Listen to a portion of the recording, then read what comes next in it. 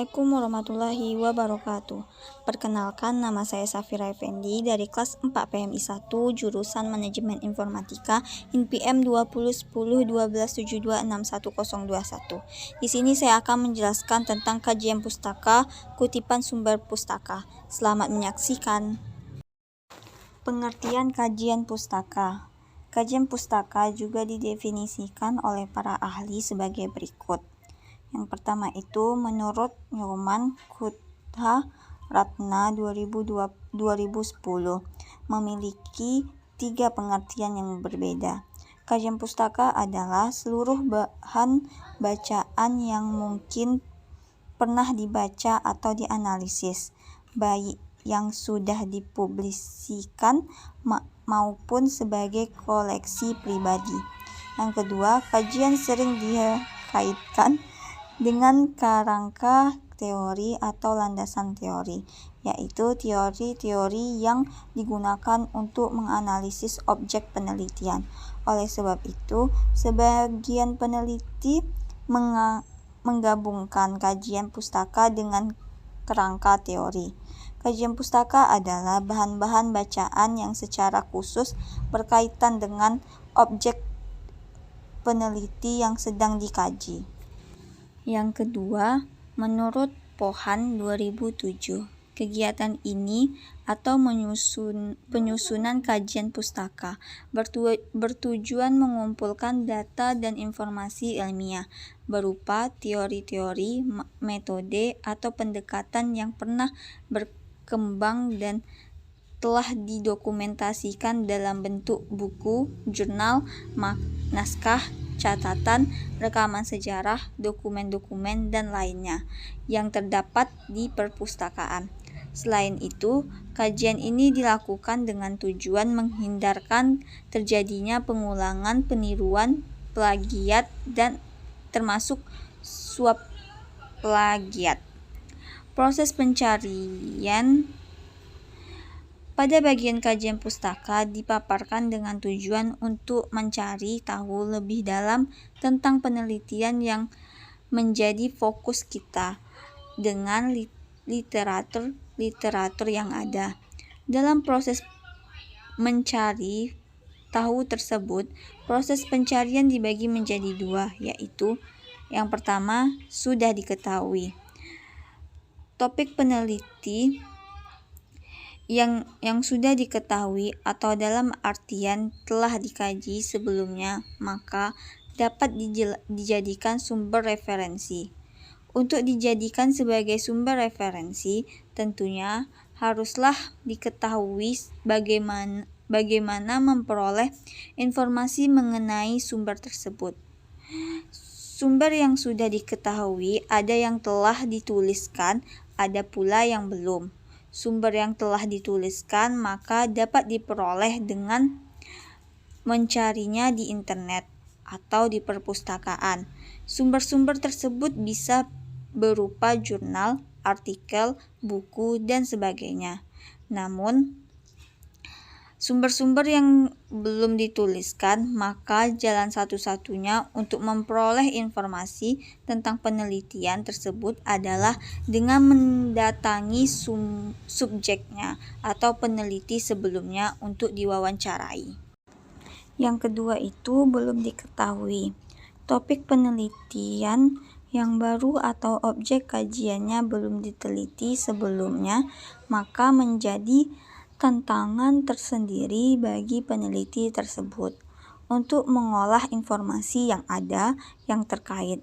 Setelah informasi dikumpulkan, maka selanjutnya disusunlah komponen-komponen yang kemudian sebagai landasan untuk membuat indikator. Dari indikator tersebut, kemudian disusunlah instrumen penelitian. Adapun manfaat dan fungsi kajian pustaka. Menurut Alam Briman, beberapa poin penting mengapa kita harus membaca literatur yang sudah eksis adalah karena kita perlu mengetahui apa yang sudah diketahui tentang topik yang akan kita teliti. Yang kedua, konsep dan teori yang sudah diaplikasikan dalam membahas topik penelitian yang akan kita lakukan.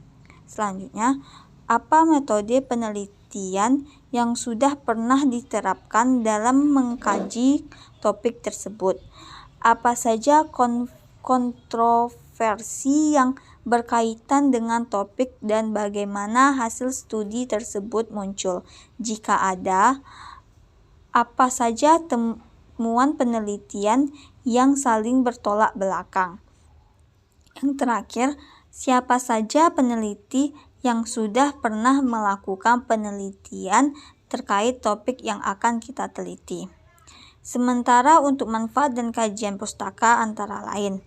Yang pertama, sebagai solusi. Dengan adanya kajian pustaka, maka kerangka berpikir menjadi jelas sehingga solusi dari permasalahan ditemukan berdasarkan hasil perkajian dari berbagai literatur tersebut. Yang kedua itu landasan pengembangan instrumen.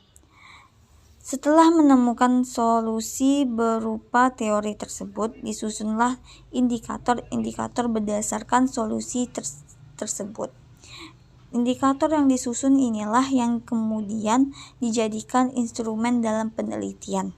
Yang ketiga, membuat atau menentukan kriteria. Terkait dalam penelitian evaluasi, dalam membuat atau menentukan kriteria dengan dimulai membentukkan pernyataan terlebih dahulu. Kriteria yang dimaksud seperti keberhasilan atau kegagalan, saran bagi produk tersebut didefinisikan, kemudian dibuatkan kesimpulan sesuai dengan topik atau tidak. Yang keempat, memverifikasi hasil penelitian. Pada manfaat memverifikasi hasil penelitian ini dimaksudkan sebagai perbandingan hasil penelitian yang telah kita lakukan dengan penelitian sebelumnya sehingga diperolehlah kesimpulan-kesimpulan yang menjadi hasil dari verifikasi tersebut. Berikut ini macam-macam teori berdasarkan jenis penelitian yang dilakukan. Yang pertama, kajian pustaka penelitian kuantitatif. Teori dalam penelitian kuantitatif dapat diartikan sebagai seperangkat gagasan konstruk atau variabel yang saling berhubungan, yang berasosiasi dengan proposisi atau hipotesis yang memerinci hubungan antar variabel. Fungsi teori dalam satu penelitian bisa saja sebagai argumentasi, pembahasan, atau alasan. Dalam proposal penelitian kuantitatif, peneliti bisa mengataskan teorinya dalam berbagai bentuk. Yang pertama, peneliti menegaskan teori dalam bentuk pernyataan hipotesis-hipotesis yang saling berhubungan. Contohnya, semakin tinggi pangkat seseorang, semakin kuat sentralitasnya. Yang kedua, peneliti menyatakan teori dalam bentuk pernyataan jika atau maka untuk menunjukkan mengapa seseorang harus berharap variabel bebas bisa mempengaruhi variabel terkait. Yang selanjutnya, peneliti menyajikan teori dalam bentuk virtual. Bentuk virtual ini penting untuk menerjemahkan variabel ke dalam gambar variabel. Yang kedua itu kajian pustaka penelitian kualitatif. Dalam berbagai macam penelitian kualitatif, para peneliti menggunakan teori dalam penelitian untuk tujuan-tujuan yang berbeda. Yang pertama, dalam penelitian kualitatif, teori seringkali digunakan untuk menjelaskan perilaku dan sikap tertentu. Teori tersebut dapat menjadi sempurna dengan adanya variabel, kontras, dan hipotesis penelitian. Para peneliti kualitatif seringkali menggunakan perspektif teoritis sebagai pedoman umum untuk meneliti gender, kelas, dan ras. Dalam penelitian kualitatif, teori seringkali digunakan sebagai poin akhir penelitian. Artinya, peneliti menerapkan proses penelitiannya induktif yang bertanggung jawab dari data lalu ke tema-tema umum, kemudian menuju teori atau model tersebut. Dilansir dari sumber yang berbeda, beberapa penelitian kualitatif tidak menggunakan teori yang terlalu eksplisit. Hal ini bisa saja disebabkan karena dua hal, yaitu tidak ada satupun penelitian kualitatif yang dilakukan dengan observasi yang benar-benar umum. Yang selanjutnya, struktur konseptual sebelumnya yang disusun dari teori dan metode tertentu telah memberikan starting point bagi keseluruhan observasi. Yang ketiga itu kajian pustaka penelitian campuran. Teori dalam penelitian metode campuran bisa diterapkan secara deduktif, misalnya dengan pengujian atau verifikasi teori kuantitatif, atau secara induktif, misalnya dengan pemunculan teori atau pola kuantitatif. Terdapat beberapa cara unik yang memasukkan sebuah teori ke dalam penelitian metode campuran, di mana peneliti mengumpulkan, menganalisis, dan menggabungkan data kuantitatif dan kualitatif dengan menggunakan rancangan metode campuran yang berbeda. Yang keempat itu kajian pustaka teori normatif. Kajian pustaka normatif cocok untuk penelitian ilmu sosial yang terbatas pada pembelajaran, apa yang dapat diuji secara empiris. Sementara masih ada banyak pertanyaan penting tentang politik yang berada di luar cakupannya. Karena itu, juga sentral bagi ilmu politik adalah apa yang disebut filsafat politik atau teori normatif. Sebuah kajian pustaka. Sumber kajian pustaka. Kajian pustaka dapat diambil dari berbagai sumber yang akurat. Kamu bisa menggunakan buku referensi, jurnal penelitian sebelumnya, hingga internet. Yang pertama itu jurnal penelitian. Dalam jurnal ini, beberapa hasil penelitian terpilih diterbitkan sehingga dapat digunakan sebagai acuan bagi perkembangan ilmu pengetahuan yang baru. Yang kedua itu buku. Buku merupakan sumber informasi yang sangat penting karena sebagian bidang ilmu yang erat kaitannya dengan penelitian diwujudkan dalam bentuk buku yang ditulis oleh seorang penulis yang berkompeten di bidang ilmunya. Yang ketiga itu surat kabar dan majalah. Media cetak ini merupakan sumber pustaka yang cukup baik dan mudah diperoleh di mana-mana. Kamu dapat mencantumkan referensi kajian pustaka dari berbagai berita dan artikel yang ada di surat kabar maupun majalah. Dan yang keempat, internet. Kemajuan teknologi membawa dampak yang sangat signifikan di bidang informasi. Para peneliti dapat langsung mengakses internet dan mendapatkan informasi yang diinginkan dari berbagai negara dengan sangat cepat. Penyusunan kajian pustaka. Menurut Zabaidah 2007, dalam penyusunan kajian pustaka perlu usaha untuk mengumpulkan sumber sebanyak-banyaknya. Sumber tersebut harus relevan dengan masalah yang diangkat dalam penelitian. Kajian pustaka dapat digunakan dengan menggunakan dua pola, yaitu deduktif dan induktif.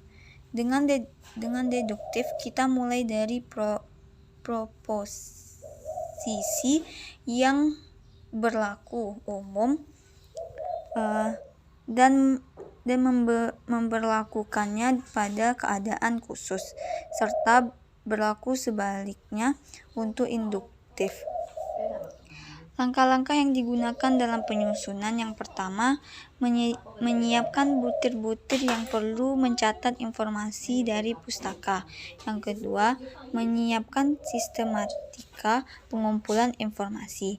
Yang ketiga, mencari informasi sebanyak-banyaknya di dalam kepustakaan maupun internet.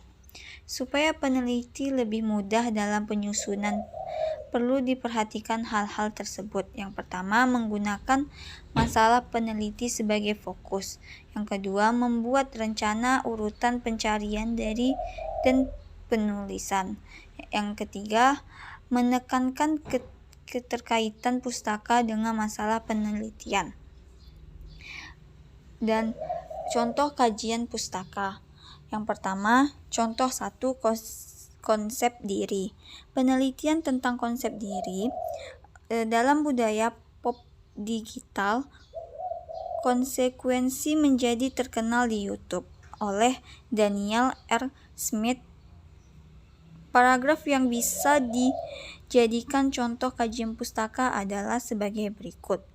Pendefinisian tentang diri melalui data digital telah menjadi konsen sosial dan politik, baik bagi ilmuwan sosial maupun publik secara umum. Sosiologi telah melakukan mapping terhadap teori kajian budaya pop digital dan pendapatan bahwa dalam data kehidupan sosial yang baru, kita perlu memahami bagaimana sirkulasi data mempengaruhi performa, subjektivitas, dan pengalaman hidup sehari-hari. Yang kedua itu, contoh 2, klasifikasi Kamboja. Klasifikasi Kamboja dapat dilihat pada tabel 2.1. Tumbuhan yang termasuk famili Apocynaceae merupakan tumbuhan berbunga yang berasal dari Amerika Tengah dan Afrika. Di alam, tumbuhan ini berbentuk semak liar yang tumbuh di daerah gurun yang panas dan dapat hidup lama tanpa air. Usia tanaman ini biasa mencapai ratusan tahun. Ciri khas Kamboja adalah bunganya yang beraroma khas dan sering dijadikan bahan baku parfum. Warna mahkotanya merah. Tinggi tanaman ini dapat mencapai lebih dari 6 meter dan bercabang-cabang. Jenisnya adalah kayu lunak dan bergetah, sehingga tidak cocok sebagai bahan baku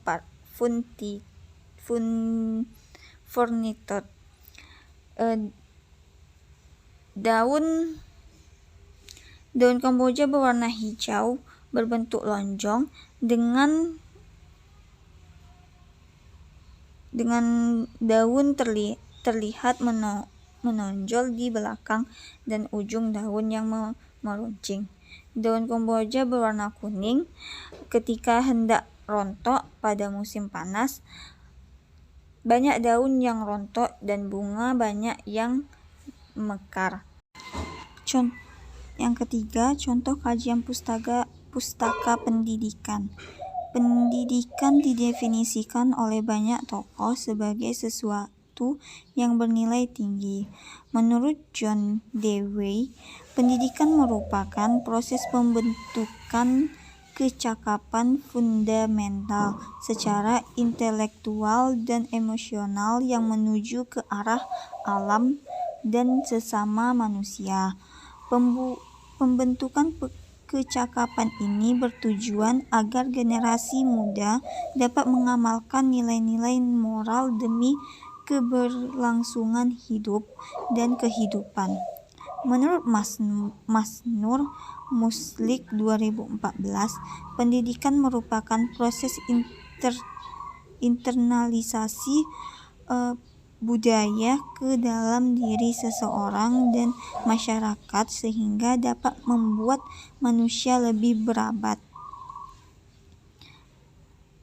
Yang keempat itu contoh kajian pustaka sains. Mencit laboratorium dapat dikandangkan dalam kotak sebesar kotak sepatu. Kotak dapat dibuat dari berbagai macam bahan, misalnya plastik, aluminium, atau baja tahan karat. Prinsip dasar yang perlu dicamkan kalau memilih kotak mencit ialah bahwa kotak harus mudah dibersihkan dan disterikan. Kotak mencit harus tahan lama, tahan gigit, dan mencit tidak dapat lepas. Apapun sistem kandang yang dipakai, paling penting untuk diperhatikan adalah persyaratan fisiologis dan tingkah laku mencit. Persyaratan ini meliputi menjaga lingkungan tetap kering dan bersih, suhu yang memadai, dan memberi ruang cukup untuk bergerak dengan bebas dalam berbagai posisi. Seluruh sistem perkandangan harus dirancang sehingga mudah dirawat dan diperbaiki demi kesehatan hewan. Kandang yang baik harus tersedia alas tidur dengan kualitas bagus dan bersih. Biasanya di daerah tropis dapat dipakai serbuk gergaji atau sekam padi sebagai alas tidur. Alas tidur harus diganti sesering mungkin, sekurang-kurangnya 1 kali tiap minggu. Yang kelima itu contoh pada sebuah upaya untuk melakukan penelitian. Maka dibutuhkan sebuah panduan serta dukungan untuk setiap hasil penelitian yang sudah ada sebelumnya, yang akan berkaitan dengan sebuah penelitian yang sedang dilakukan. Berdasarkan sebuah penelitian yang dilakukan oleh Eddie Rifai 1995, banyak dijumpai sistem dari personalisasi di dalam sebuah lembaga pemasyarakatan di Indonesia, karena pada dasarnya sistem kemasyarakatan yang ada di Indonesia kini masih di dalam tahap perubahan nama saja dari sistem kepenjaraan menjadi sistem kemasyarakatan. Tetapi pada praktek pelaksanaannya masih berada pada sebuah sistem kepenjaraan karena dengan adanya berbagai keterbatasan, misalnya seperti perundang-undangan, sarana dan juga prasarana dan lain sebagainya. Sehingga dengan demikian usaha untuk menuntaskan personalisasi harapannya supaya dapat dengan segera dilaksanakan. Kemudian hasil penelitian yang telah dilakukan oleh Mansilla M. Moniaga 2015 pada jurnalnya yang mengangkat judul Sanksi Hukum kepada Anak yang masih ada di bawah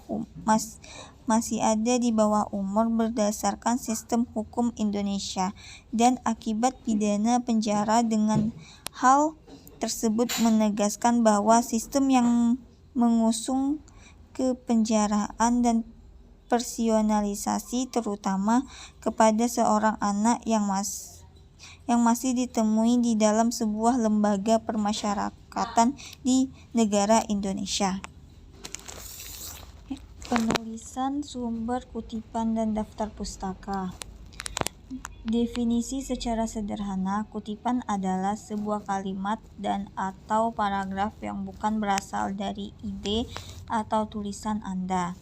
Biasanya, seorang penulis atau pengarang mengambil tulisan orang lain untuk menjadi bagian dalam tulisannya.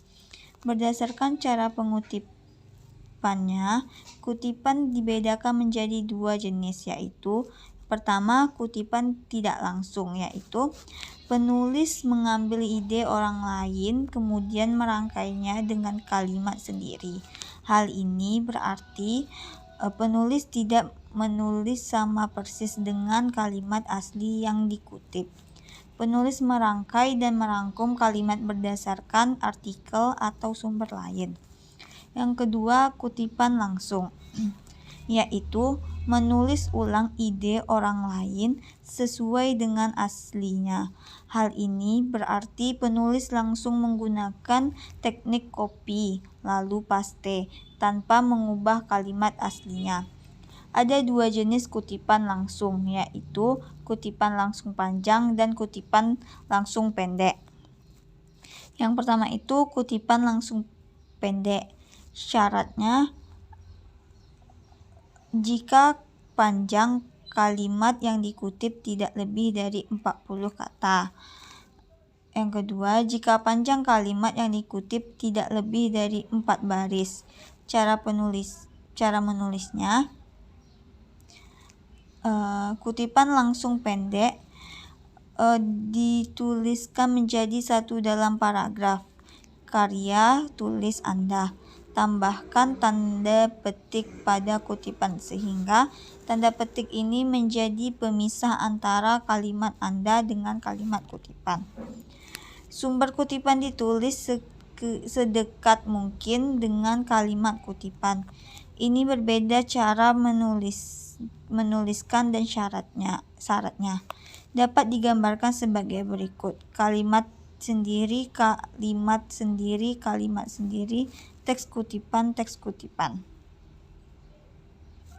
atau bisa dilihat sebagai contoh di bawah ini. Yang kedua itu kutipan langsung panjang. Jenis kutipan ini dikenal juga dengan istilah block quote. Syaratnya, jika panjang kalimat yang dikutip lebih dari 40 kata. Yang kedua, jika panjang kalimat yang dikutip lebih dari 4 baris. Dua cara menulisnya.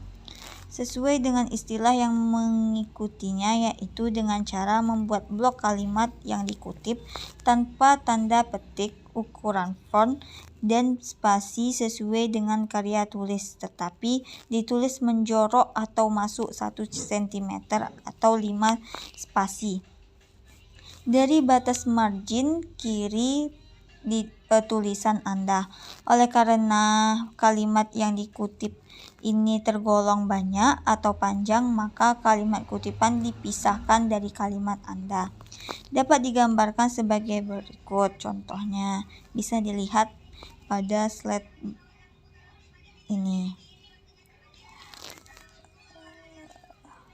Di setiap karya tulis ilmiah pasti ada bagian yang diambil dari ide, argumen, analisis, atau hasil penelitian orang lain. Bagian inilah yang dinamakan kutipan. Peran penting dari kutipan adalah dipakai untuk mendukung argumen dan analisis Anda. Kutipan bisa diambil dari berbagai sumber, baik teks maupun audiovisual, baik dari media print sampai online. Yang perlu diingat setiap kali Anda mengambil ide, argumen, tulisan, hasil penelitian, sebagainya dari orang lain adalah Anda harus mencantumkan asal-usul kutipan Anda dalam sumber kutipan dan secara mendetail dalam daftar pustaka. Sumber kutipan adalah penulisan asal-usul kutipan secara singkat dalam teks karya tulis yang paling dekat dengan kutipan. Daftar pustaka adalah suatu daftar yang memuat sebuah informasi dari sumber kutipan secara jelas dan terperinci yang disusun secara alfabetis. Yang ketiga itu tujuan penulisan sumber kutipan dan daftar pustaka. Yang pertama, agar terhindar dari tuduhan penciplakan atau plagiarisme. Salah satu fungsi kutipan adalah untuk menguatkan atau mendukung tulisan ilmiah Anda. Oleh karena itu, Anda harus mencantumkan sumber kutipan Anda secara singkat di bagian akhir, setelah kalimat kutipan atau tepat sebelum kalimat kutipan, paling dekat dengan kalimat kutipan, dan menuliskan sumbernya secara lengkap pada daftar pustaka. Dengan melakukan ini, sebenarnya Anda sedang menghindarkan diri dari masalah di kemudian hari terkait dengan mengambil hak cipta karya tulis seseorang tanpa izin. Yang kedua, menghargai penulis sebelumnya. Ketika Anda menuliskan secara lengkap sumber kutipan dan daftar pustaka, sebenarnya Anda sedang menghargai orang yang mempunyai ide tersebut. Selain itu, juga pengakuan bahwa teks pada bagian tersebut adalah dari ide, argumen, dan atau analisis orang lain. Yang ketiga itu membantu pembaca yang ingin tahu lebih dalam mengenai sumber kutipan. Salah satu manfaat dari menuliskan sumber kutipan dan daftar pustaka secara lengkap adalah membantu pembaca yang lain yang ingin mengetahui lebih dalam tentang kutipan tersebut. Kadang-kadang pembaca tertarik untuk membaca lebih dalam tulisan yang Anda kutip. Dengan demikian, pembaca dapat menelusuri informasi dari sumber kutipan dan kemudian mendapatkan rincian lengkapnya pada daftar pustaka. Sekianlah penjelasan tentang kajian pustaka dan kutipan sumber pustaka. Apabila ada kata saya yang salah, mohon dimaafkan. Saya akhiri dengan Assalamualaikum warahmatullahi wabarakatuh.